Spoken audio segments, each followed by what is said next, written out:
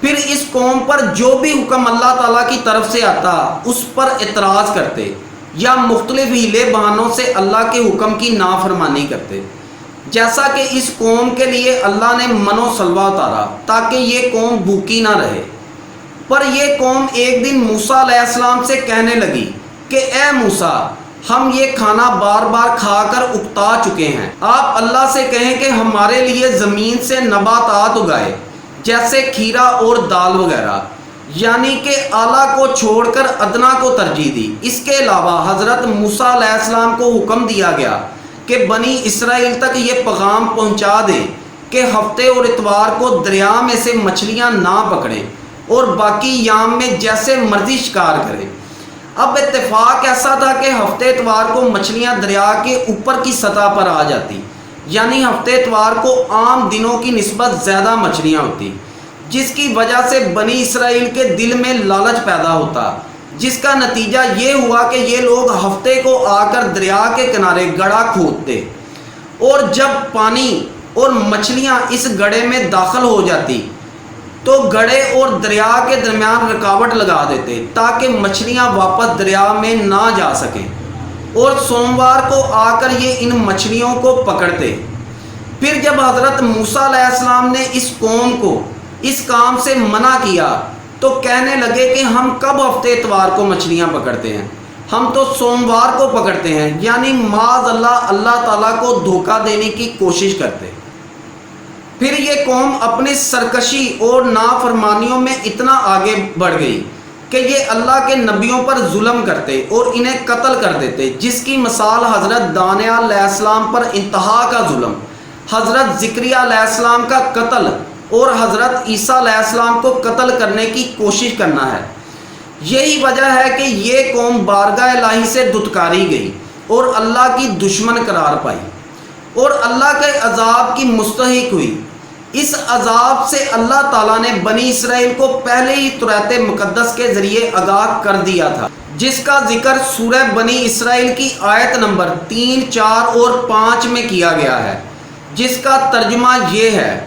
اور ہم نے کتاب میں فیصلہ کر کے بنی اسرائیل کو اس بات سے آگاہ کر دیا تھا کہ تم زمین میں 2 مرتبہ فساد مچاؤ گے اور بڑی سرکشی کا مظاہرہ کرو گے۔ چنانچہ ان 2 واقعات میں سے پہلے واقعہ پیش آیا تو ہم نے تمہارے سروں پر ایسے بندے مسلط کر دیے جو سخت جنگجو تھے، اور وہ تمہارے شہروں میں گھس کر پھیل گئے، اور یہ ایسا وعدہ تھا جسے پورا ہو کر ہی رہنا تھا۔ اس پہلے واقعے کے بارے میں مفسرین لکھتے ہیں کہ جب بنی اسرائیل نے حضرت دانیال علیہ السلام پر ظلم کے پہاڑ توڑے، تب اللہ تعالیٰ نے پہلا وعدہ پورا کیا اور عراق کا ایک بے رحم بادشاہ جس کا نام بخت نصر تھا، اس کو ان پر مسلط کر دیا۔ واقعہ کچھ اس طرح ہے کہ بخت نصر 586 قبل مسیح میں فلسطین پر حملہ کر دیتا ہے۔ تب یروشلم میں یہودیوں کی تعداد 12 لاکھ تھی۔ اس حملے میں 6 لاکھ یہودیوں کو قتل کر دیا گیا اور باقی بچ جانے والے یہودیوں کو غلام بنا کر بخت نصر اپنے ساتھ لے گیا، اور تابوت سکینہ جس میں نبیوں کے تبرکات تھے اسے بھی اپنے ساتھ لے گیا۔ ہیکل سلیمانی یعنی حضرت سلیمان علیہ السلام کے تخت کو بھی شہید کر دیا گیا، اور اس کی صرف ایک دیوار بچی جسے یہودی وال آف ٹیئر یعنی کہ دیوار گریہ بھی کہتے ہیں، کیونکہ یہاں آ کر یہودی ہیکل کی تباہی پر آج تک آنسو بہاتے ہیں۔ بخت نصر کے حملے کے بعد یروشلم 150 سال تک اجڑا رہا، اور ان 150 سالوں میں یروشلم کسی بھی انسانی وجود سے پاک رہا، اور بنی اسرائیل عراق میں غلامی کی زندگی گزارتے رہے۔ لیکن ایک بار پھر اللہ تعالیٰ نے ان کو معاف کر دیا، جس کا ذکر سورہ بنی اسرائیل کی آیت نمبر 6 میں ملتا ہے، جس کا ترجمہ یہ ہے: پھر ہم نے تمہیں موقع دیا کہ تم پلٹ کر ان پر غالب آؤ، اور تمہارے مال و دولت اور اولاد میں اضافہ کیا، اور تمہاری تعداد پہلے سے زیادہ بڑھا دی۔ پھر جیسا کہ آپ جانتے ہیں کہ فلسطین، عراق اور ایران، جس کو فارس بھی کہا جاتا ہے، ساتھ ساتھ ہیں۔ فارس کا بادشاہ شاہ فارس عراق پر حملہ کر دیتا ہے۔ اس جنگ میں عراق کو شکست کا سامنا کرنا پڑتا ہے، اور کیونکہ دشمن کا دشمن دوست ہوتا ہے، اس لیے شاہ فارس یہودیوں کو آزاد کر دیتا ہے۔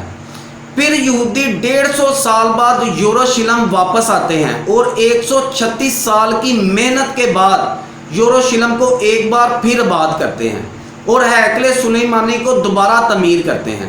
جسے یہودی سیکنڈ ٹیمپل بھی کہتے ہیں، اور یہ اللہ تعالیٰ کی طرف سے ان کی غلامی سے دوسری نجات تھی، ایک دور فرعون سے اور دوسری بخت نصر کی قید سے۔ لیکن یہ قوم باز نہ آئی اور اللہ کی جانب سے آگاہ کیے گئے دوسرے واقعے کی طرف بڑھ گئی۔ انہوں نے پھر سے نبیوں کو اذیت اور مومنین کو قتل کرنا شروع کر دیا۔ حضرت زکریا علیہ السلام کو قتل کیا اور حضرت عیسیٰ علیہ السلام کو قتل کرنے کی کوشش کرتے رہے، پر اللہ تعالیٰ نے حضرت عیسیٰ علیہ السلام کو ان سے محفوظ رکھا اور آسمان پر اٹھا لیا۔ ان کی اسی سرکشی اور نافرمانیوں کی وجہ سے اللہ کے دوسرے وعدے کا وقت بھی آ گیا،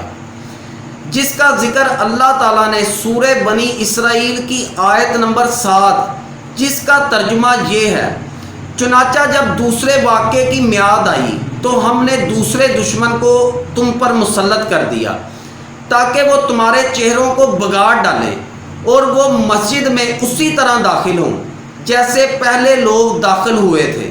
اور جس چیز پر ان کا زور چلے اس کو تہس نہس کر کے رکھ دے۔ ناظرین، اب اس کے بارے میں مفسرین لکھتے ہیں کہ 70 عیسوی میں رومن جنرل ٹائٹس یروشلم پر حملہ کر دیتا ہے اور ایک بار پھر یہودیوں کا قتل عام ہوتا ہے اور سیکنڈ ٹیمپل کو تباہ کر دیا جاتا ہے۔ اس حملے میں جانیں بچا کر یہودی ساری دنیا میں تتر بتر ہو جاتے ہیں۔ پھر اللہ تعالیٰ ان کو خبردار کرتا ہے، جس کا ذکر سورہ بنی اسرائیل کی آیت نمبر 8 میں آیا ہے کہ عین ممکن ہے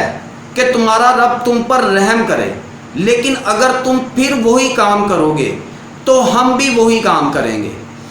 اور ہم نے جہنم کو کافروں کے لیے قید خانہ بنا ہی رکھا ہے۔ اور اس آیت میں اللہ تعالیٰ نے خبردار کیا ہے کہ میرے آخری نبی امام الانبیاء حضرت محمد صلی اللہ علیہ وسلم آنے والے ہیں، اگر تم نے ان کے ساتھ یہی کام کیا تو میں پھر سے تم پر یہی عذاب مسلط کروں گا۔ لیکن یہ قوم اپنے گناہوں سے باز نہ آئی، اور حضرت محمد صلی اللہ علیہ وسلم کو جب اللہ تعالیٰ نے مبعوث فرمایا تو ان کا صاف صاف انکار کیا، اور انکار کرنے کی وجہ اللہ سے دشمنی تھی۔ یہ لوگ حضرت محمد صلی اللہ علیہ وسلم کو کہتے کہ ہم آپ کو نہیں مان سکتے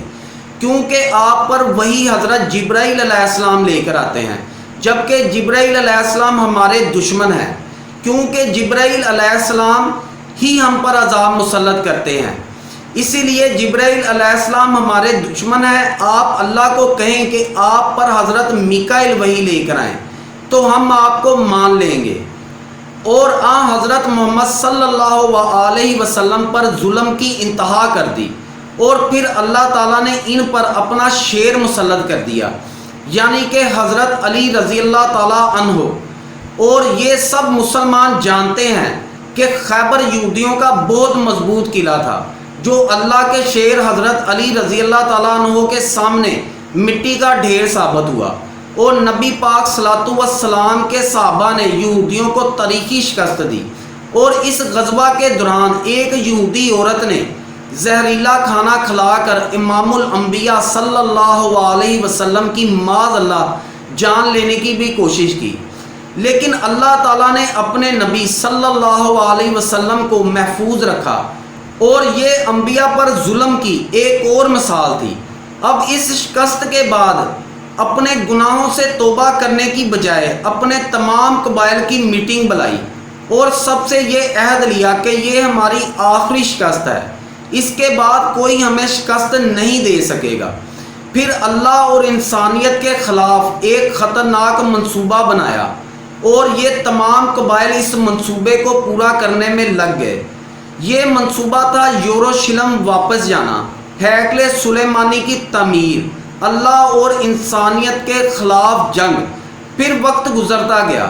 یہودیوں نے خیبر کے واقعے کے بعد 1400 سال غلامی میں گزارے، لیکن ان سالوں میں ان کے اندر جو اللہ اور انسانیت کے خلاف جو نفرت تھی وہ کم نہ ہوئی۔ پھر 19ویں صدی آ گئی۔ اس وقت تک یہودیوں کے چند خاندان کافی مالی ترقی کر چکے تھے۔